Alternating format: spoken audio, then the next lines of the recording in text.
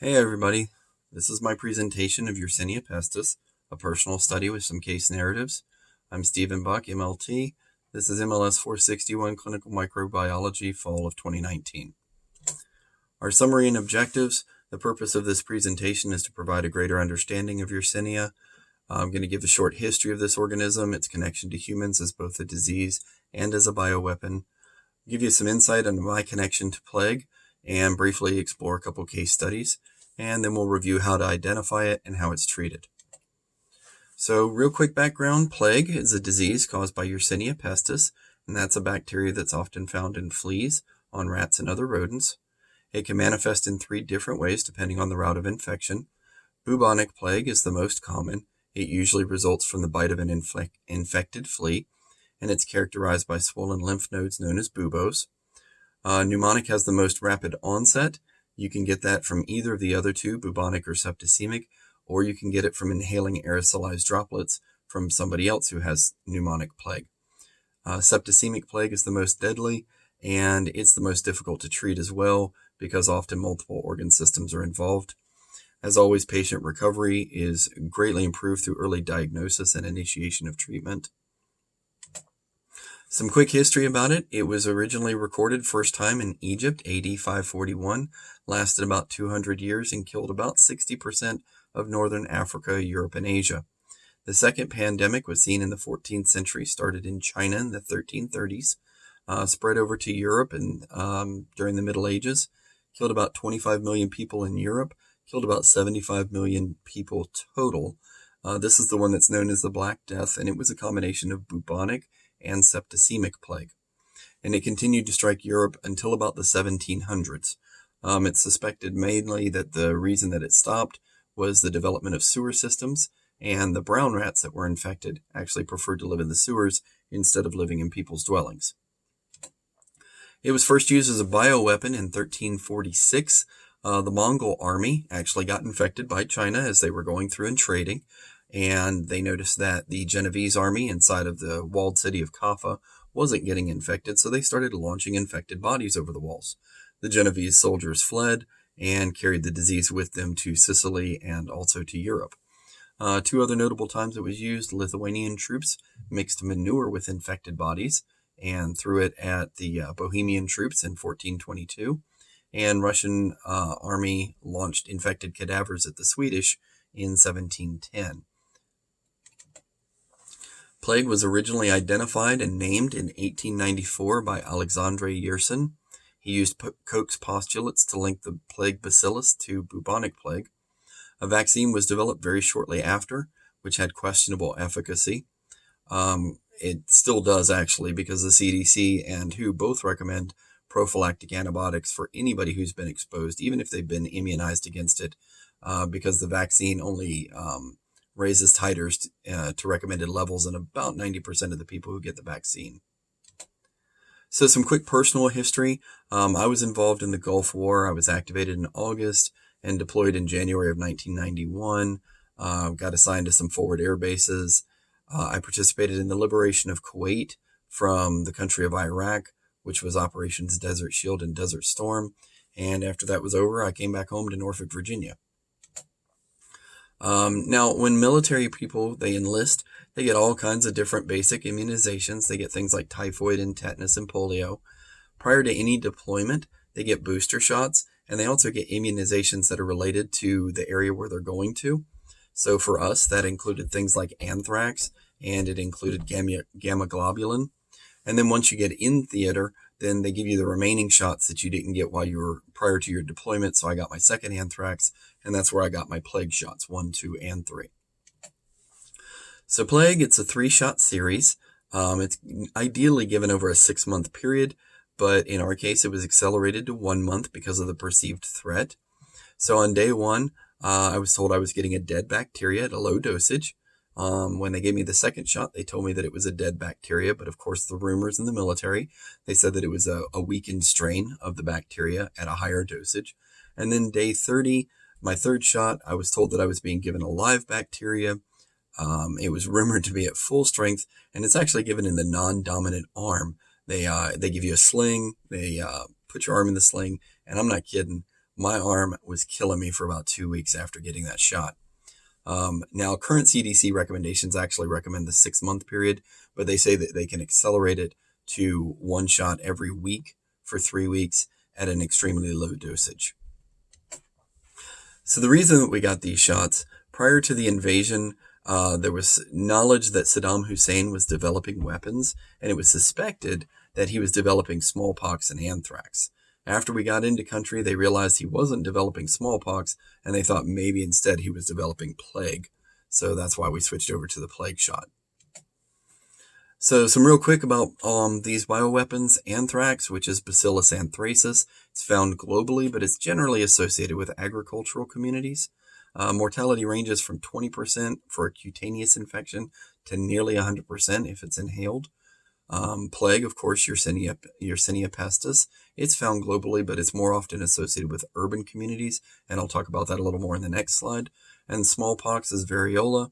It's virtually been eradicated from the planet, except for a few laboratory samples in the US, the former Soviet Union, and France, and it carries a mortality of about 40%.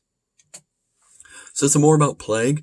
Its infectivity, it's transmitted by fleas. They tend to thrive in cool, humid weather, not hot, dry weather. And their bites can easily transmit the bacterium. The severity, it produces painfully swollen lymph nodes, fever, headache, nausea, vomiting. Depending on what form you get, bubonic plague can carry up to 50% mortality unless it's treated. Pneumonic can carry 80 to 90% without early treatment, and septicemic 75 to 90% regardless of the treatment. We already know plague's been used as a bioweapon in several major wars, and it's also a threat in its natural state. So it's not hard to believe that refining it to weaponize it further only makes it a more dangerous option for anybody who's exposed. So my first case study happens in Madagascar. It's actually a series of cases that happened between 2013 and 2018. It's still going on, but this is the most recent data that we have from the World Health Organization. There have been isolated outbreaks that have reported every year, most of them in rural districts on the island. But there was a really bad case that happened in 2017. Overall, there were 661 cases that were reported from Madagascar that year. It actually accounted for 97% of all the plague infections reported worldwide. Most of those plague cases came from the capital city and from a nearby port city. And this actually marked the first major urban outbreak since 1994 in India. So some quick statistics. The last urban outbreak in America happened in 1924 and 25. There's only been one case of human-to-human transmission since then, in 2014. Just for some perspective, in the U.S., in that 6-year period from 2013 to 2018, the U.S. only reported 40 total cases, Madagascar 2,300 plus, and then the world there was less than 2,900 total cases. So you can see Madagascar accounts for a huge portion of those cases. My second case study, it's a little more specific. It happened in Chicago, Illinois in September of 2019. It included a male who was 60 years old, insulin-dependent diabetes. This is the only fatal case of laboratory-acquired Yersinia pestis ever in America. And basically, he was a researcher who was working with an attenuated strain of the virus, of the bacteria. Its deficiency, was that it wasn't able to properly acquire iron. So that's what made it a weakened bacteria. So he got infected around September 4th. He ended up calling off to work and went to a clinic on the 10th. They recommended that he go to the ER, but instead he went home, and 3 days later an ambulance brought him to the ER. Unfortunately, he passed away about 13 hours after he got to the ER of a heart attack and multiple system failure. So his labs, even though he was having labored breathing, he had a normal chest x-ray. His blood chemistries, there were a couple of things that were out of whack. And the big thing was his CBC. He had tremendously elevated WBCs and a lot of bands, but his hemoglobin and platelet counts were within normal limits. And then there was extracellular bacteria that were noted on his peripheral blood smear. They drew some blood cultures when he was admitted to the hospital, and the next day, all 4 bottles came up positive. 4 of them came up positive for gram-negative rods, which were later identified as Yersinia pestis. 3 of the 4 bottles came up with gram-positive cocci, which was found to be a nutritionally variant streptococci. Now, when they did the autopsy, they actually were looking for internal pathologies that would be associated with this NVS, but they didn't find any of them. And then, of course, the last bottle was had yeast in it, which was suspected to be a contaminant. So there were some investigations, joint investigation by the Chicago Department of Public Health, the Illinois Department of Public Health, and the CDC. They identified 65 people. These were coworkers, family members, and other close contacts. All of them were offered prophylactics, a 7-day course of doxycycline. Most of them accepted it. Fortunately, none of them got sick. Some conclusions. The patient had insulin-dependent diabetes. Post-mortem, he was diagnosed with hereditary hemochromatosis. And so it's theorized that this excess iron production that he had was actually how the attenuated bacteria was able to proliferate in his system. The work records indicated that he had been deficient in attending several mandatory safety classes, and also coworkers revealed that he was inconsistent in wearing his gloves. So it was theorized that his medical conditions, the deficiencies in his training, and the lack of proper PPE usage all put him at a greater risk for infection. So Yersinia pestis, it's a member of the Enterobacteriaceae family. It can be cultured on blood, MAC, TSI, where it's going to give a K over A, H2S negative reaction. Wright and Giemsa stains are going to both appear as gram-negative bipolar staining, that characteristic safety pin appearance. The big thing of note as far as the chemical testing, it's non-modal at 37 degrees. Serologic testing is done for confirmation. They recommend a first specimen be collected ASAP, and then a convalescent sample about 4 to 6 weeks after treatment. A presumptive diagnosis can be made from a well-stained slide due to that characteristic safety pin appearance of Yersinia species.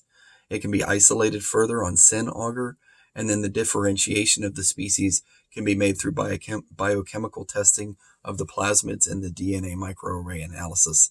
That's your PCR testing. Treatment is antibiotic IV therapy. It's recommended as soon as plague is suspected. It takes about 10 to 14 days or 2 days after the fever subsides. And I already mentioned the post-exposure prophylaxis. Anybody who's exposed, they recommend a 7-day course of doxycycline and Cipro. So prevention, Yersinia is here. History shows us it's not going anywhere. So always wear your PPE. Work all your unknowns under the hood if possible. Don't inhale any strange powders. Report all suspected exposures. And keep your homes and workspaces clean and rodent-free. Yersinia, it's an amazing little bacteria, and it's basically woven itself through the fabric of human existence. Its host and vector is the flea. It's found in rodent populations in the American Southwest, as well as cooler, often urban climates around the world. Exposure should be addressed quickly, as disease progression can be rapid and fatal. There's a quick listing of my work cited. So questions. Just kidding. You can't ask me any questions right now, but you can email them to me and I'd be happy to answer them. Other than that, y'all have a wonderful day. Cheers.